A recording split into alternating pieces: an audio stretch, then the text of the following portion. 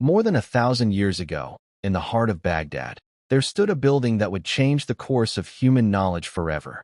It was not a palace. It was not a fortress. It was a library, a translation center, and the Academy of Science all in one. Its name was Bait-ul-Hikmah, the House of Wisdom. This is the story of how one institution helped preserve, translate, and expand the knowledge of ancient civilizations, and lit the path toward the modern world. Our story begins in the 8th century, during the reign of the Abbasid Caliphate. Baghdad, founded in 762 CE by Caliph al-Mansur, was deliberately built as a circular city, the city of peace, positioned at the crossroads of major trade routes linking Persia, India, China, and the Mediterranean world. Wealth and goods weren't the only things flowing into Baghdad. Manuscripts, scholars, and ideas arrived too.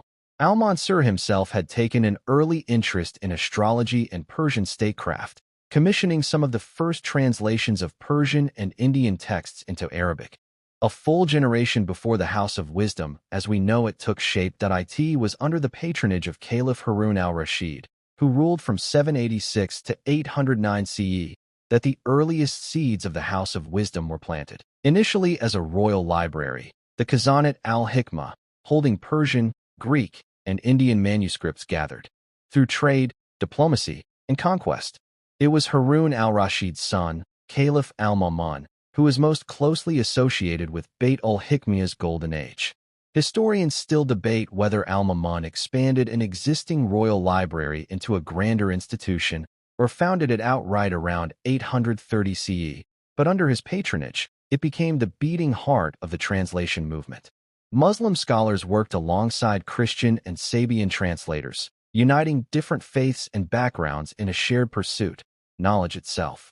At the heart of the House of Wisdom was a massive translation effort. Scholars translated works from Greek, Persian, Sanskrit, and Syriac into Arabic, preserving texts that might otherwise have been lost to history. The works of Aristotle, Plato, Euclid, Ptolemy, and Galen were carefully rendered into Arabic. Ptolemy's astronomical treatise, originally titled Mathematica Syntaxis, became so influential in its Arabic translation that it's remembered today by its Arabic name, Al-Majisti, or the Almagest. Indian mathematical treatises, including the Brahmasputa Siddhanta, introduced the concept of zero and the decimal place value system to the Islamic world, knowledge that would later reach Europe through Arabic sources. This translation effort was also made possible by a quieter technological revolution, paper. Knowledge of papermaking had spread from China into the Islamic world by the late 8th century, and Baghdad's paper mills gave scholars a cheaper, more durable alternative to parchment and papyrus, allowing texts to be copied and circulated on a scale earlier civilizations couldn't match. Caliphs also funded this work generously. Popular tradition holds that some translators were paid the weight of their translated manuscripts in gold, a story historians treat with some skepticism, but one that reflects just how highly this work was valued at court. Bait-ul-Hikmah became home to some of the greatest minds of the age. Al-Khwarizmi, whose treatise Al-Kitab al-Mukhtasar fi Hizb al-Jabr wal-Muqabala gave us the word algebra, and whose Latinized name, algorithmi, gave us the term algorithm. He also compiled some of the most accurate astronomical and geographical tables of his era, correcting and updating Ptolemy's earlier calculations. Al-Kindi, often called the father of Arab philosophy, who worked to reconcile Greek philosophy with Islamic thought and wrote extensively on topics ranging from cryptography to music theory. Thabit ibn Qurra, a Sabian scholar from Harran, who made major contributions to geometry, astronomy, and mechanics, and translated numerous Greek works into Arabic. The Banu Musa brothers, 3 siblings who advanced mechanics and geometry, and are remembered for their book of ingenious devices, an early work on automated mechanisms and inventions. Hunayn ibn Ishaq, a Christian scholar and master translator whose Arabic renderings of Greek medical texts, including works by Galen and Hippocrates, shaped medicine for centuries. He is said to have developed a rigorous method of comparing multiple manuscript copies before translating, an early form of textual criticism. It's worth noting, while popular accounts often picture Bait-ul-Hikmah as a bustling hall where these scholars gathered to debate in person, Some modern historians argue the evidence more strongly supports it functioning primarily as a library and translation bureau, a repository of books and a hub for commissioned translation work, rather than a physical meeting place for open academic exchange. The truth likely lies somewhere between the legend and the more modest historical record. The House of Wisdom was not limited to translation. It became a center of original research in astronomy, mathematics, medicine, geography, and philosophy. Under Al-Ma'mun's patronage, astronomers reportedly conducted an experiment near the plains of Sinjar to measure the length of 1 degree of Earth's meridian, arriving at a circumference for the Earth that was remarkably close to modern measurements, centuries before European scholars would attempt the same feat.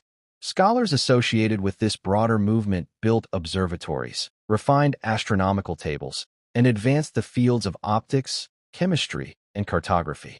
Al-Ma'mun is also said to have commissioned a large world map, drawing on Ptolemy's geography, but incorporating updated knowledge from Muslim traders and travelers who had journeyed as far as China and East Africa. Centuries later, many of these Arabic works, along with the Greek knowledge they preserved, would travel to Al-Andalus, Muslim Spain, where cities like Córdoba and Toledo became new centers of learning. In the 12th century, the Toledo school of translators brought together Christian, Jewish, and Muslim scholars to render these Arabic texts into Latin. Translators such as Gerard of Cremona worked through enormous bodies of material, including Arabic commentaries on Aristotle, works of medicine by Avicenna, and mathematical treatises, feeding this knowledge directly into medieval European universities.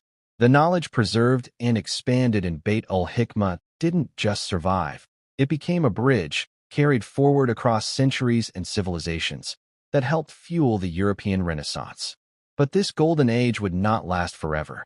In 1258, Mongol forces led by Hulagu Khan laid siege to Baghdad. The city, weakened by internal political rivalries, fell after a siege of less than 2 weeks. According to historical accounts, the House of Wisdom and its vast collection of manuscripts were destroyed in the sack that followed, along with much of the wider city. Legend holds that so many books were thrown into the Tigris River that its waters ran black with ink for days, or according to some versions, ran red with the blood of scholars mixed with ink from the manuscripts. Contemporary chroniclers differ on the details, and modern historians treat the more dramatic versions of this story with caution, but there is little doubt that the destruction of Baghdad's libraries in 1258 marked a devastating loss of accumulated knowledge, and is often cited as a symbolic end to the Islamic Golden Age. Though the physical House of Wisdom is gone, its spirit endures. It stands as a powerful reminder of what humanity can achieve when knowledge is pursued without borders, when scholars of different faiths, languages, and cultures come together in the shared pursuit of understanding. Bait-ul-Hikmah was more than a library. It was a symbol of curiosity, collaboration, and the enduring human desire to learn.